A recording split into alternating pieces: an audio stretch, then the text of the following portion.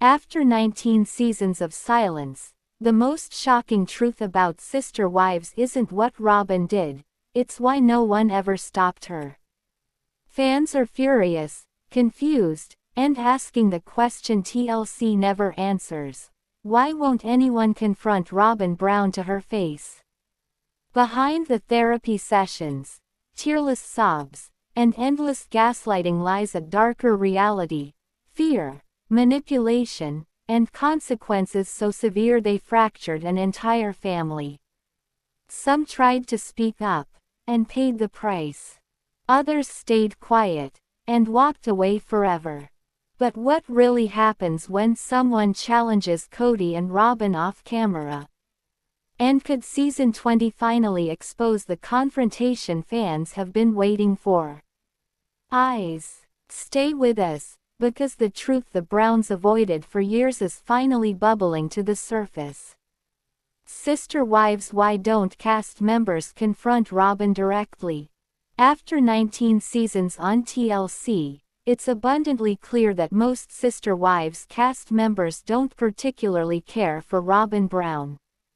But if that's the case, why don't the other cast members call her out directly? See what other Sister Wives viewers are discussing online. Sister Wives fans want someone to stand up to Kody and Robyn. At one point over the past few seasons, it was heavily implied that either Garrison or Gabe Brown called Robyn during the pandemic and asked for her to ease the rigid COVID-19 rules. Naturally, Robyn reacted poorly and Kody became enraged at his children. But why don't any of the ex-wives stand up to the couple? Why does no one tell Robyn to her face how they feel? One Sister Wives viewer asked on Reddit, "I understand being the bigger person and setting a good example for the kids, I really get that. But in all the therapy and sit-downs and everything, why has no one had the guts to get in Robyn and Kody's face the way they get everyone else's?" The op went on to point out that Kody has no problem publicly calling out someone to their face, citing the moment Christine announced she was leaving the family. At the end of the day, it seems that Kody and Robyn have no problem gaslighting and manipulating people in conversations, but the three ex-wives won't call them out on it. Viewers don't think it's likely anything will change. Other Redditors thought it was disappointing that no one else bothered to stand up to Robyn. However, many thought it made sense. After all, Kody and Robyn don't exactly have a history of taking accountability for their poor behavior. Sister Wives TLC. Comments included. Christine said that in therapy she directly said that Kody was spending most of his time with Robyn and they both denied it. Lol. There's really no point with those two. They don't take accountability and make themselves the victims. Everyone's best bet was to just leave and stop trying to reason with unreasonable people. I think some of the kids have said exactly that to her and Kody, and that's part of the reason for the current situation of the Brown family. I honestly think they are scared of him. I mean, we've seen how he reacts in the talking heads and several of his children have said that he is worse off camera. You've seen how aggressive he gets towards Suki when she presses him the tiniest bit. What do you think of this Reddit discussion? Do you wish some of the other family members would stand up to Kody and Robyn? Share your thoughts in the comments. Janelle Brown doesn't think she'll get back the money she loaned Kody Brown and Robyn Brown. Excited about recouping her share of Coyote Pass, Janelle wasn't about to howl over losing the money she'd given Robyn and Kody for their 5-bedroom Arizona home. While her kids feel like I should pursue the money that I put into Robyn's house, she shared in the November 2nd episode, it's going to be a fight. Should she try to get the money out of Kody? She continued, there's always a billion reasons why he doesn't owe it. Exhibit A. his feeling that he'd already repaid that particular favor. Janelle helped Robyn and I buy our house and I settled that debt with Janelle back in January, he insisted. And she just stated to me after that was done in January or February, she said, "Our debt is settled, you're good with me." It was more than fair. Kody Brown still has women asking to join his family.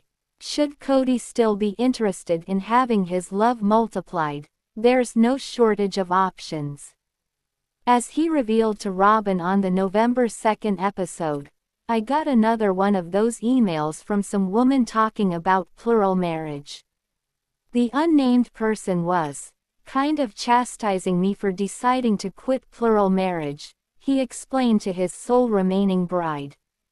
"And then she offered up her services. She's calling me out," Kody explained to Robyn, "and then asking sort of like to get to know us for the purpose of joining the family." Truthfully, it wasn't an immediate no from Robyn, who admitted in a confessional, for a split second, "I think, oh, wouldn't this be great? This is what I've always wanted for my life. And, would they fit?" Ultimately, though, it was a no. "I find it very inappropriate that they would send it to Kody," she explained of her issue with the outreach. "It's not usually proper to go hitting on a guy. You have to go through the sister wives." Madison Brush hasn't spoken to Dad Kody Brown in years. Though Kody is now acknowledging the estrangement he's labeled the failure of the family, he has a lot of work ahead of him if he'd like a passing grade. Discussing Maddie's fourth pregnancy on the series' November 9th episode, Janelle admitted that her eldest daughter didn't even tell her dad she was expecting. "He'll find out," Kody's second wife added, noting there was no reason to keep him in the loop beforehand. They haven't spoken for a long time. It's probably been 2 or 3 years. Meri Brown says Janelle Brown made her feel special when she joined the family. Seems Janelle didn't just want the man, she truly wanted the family. When she wed Kody 3 years into his union with Meri, after briefly being married to Meri's brother, there's so many emotions surrounding that, Meri recounted during the November 9th episode. "I always felt like when Janelle got married, she was being really cool in the way that she was like including me and she didn't want to hurt my feelings. At the time, Meri was filled with jealousy and other emotions as they tried to figure out, like, how to do this plural marriage thing," she acknowledged. "And that always made me feel very special that she did that." Meri Brown says Kody Brown and Robyn Brown wanted her to sign a confidentiality agreement. Meri isn't one to be silenced. But things got hairy when the family hammered out a deal to sell Coyote Pass, the 14-acre property they purchased when they moved to Arizona. "I think the issue was getting our names put on the appropriate pieces of properties," Meri explained during the November 16th episode. "There was a lot of conversation surrounding that and I don't know why it couldn't just be signed on." She was also puzzled by another of Kody's moves. "He's putting the whole King thing on me that I slowed it down, that I'm the problem," she detailed angrily. "But it had to do with the fact that they were trying to get me to sign a confidentiality agreement that I was not willing to agree to." "Why do you want me to sign a confidentiality agreement? Why are you trying to silence me?" To hear Robyn tell it, though, their discussions were nothing to howl about. "Meri and I have always been able to talk pretty frankly with each other," she explained. "I was really just trying to find out what she needed and it really, like my intention is always in her best interest." Christine Brown reveals she used to have to put groceries back at the store. For Christine, more money has definitely come with fewer problems. Because the mom of 6 can still remember how it felt when money was so tight for the family there was no wiggle room for grocery shopping. It's embarrassing to be at the checkout counter and realize you've overspent, she detailed on the November 16th episode. And, yeah, you can write that check, but it's going to bounce. You had to put stuff back. Other times they had to walk back plans to pay for certain essentials. Noted Meri, we'd have, like, our weekly or monthly meetings. Like, all right, which bill is most important to pay this week? Robyn Brown says she and Kody Brown had big fights about Coyote Pass. When it came to the eventual sale of Coyote Pass, Robyn said she was willing to be the big bad wolf. This has been important to me to make sure that everybody was treated fairly in this situation, she explained on the November 23rd episode after insisting that she, Kody, Janelle and Meri each walk away with a quarter of the profits. So, yeah, I fought him. I had some pretty big fights with him about it. In the end, noted Kody, when the 14-acre parcel sold in April 2025, we just said, okay, we'll just do the best we can to clear this up and make it. You just get everybody their 25%. Janelle Brown feels Kody Brown stopped working at his marriages. While Janelle stopped short of suggesting Kody went through a midlife crisis, she shared on the November 23rd episode that something shifted once he hit his milestone birthday.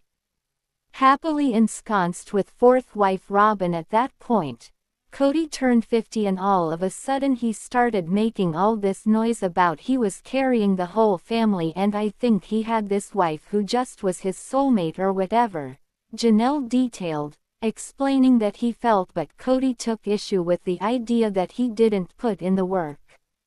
I never shirked my responsibilities ever in this family, he insisted in his own confessional. I was always there and I gave 110% every time. I felt like I wasn't getting that from the rest of my family. And, with 3 soon-to-be ex-wives pushing him to change, I guess we all went through menopause together, he added. Because there is such thing as male menopause and my testosterone probably just fell to the floor and I just didn't want to do the hard work anymore. Do you think Christine, Janelle, or Meri should have confronted Robyn directly, or was walking away the smartest move? Right finger was silence survival, or surrender. Thumbs up hit like if you're tired of the gaslighting and want real accountability on Sister Wives. Bell subscribe and turn on notifications so you don't miss our deep dives, tea breakdowns, and season 20 updates the moment they drop.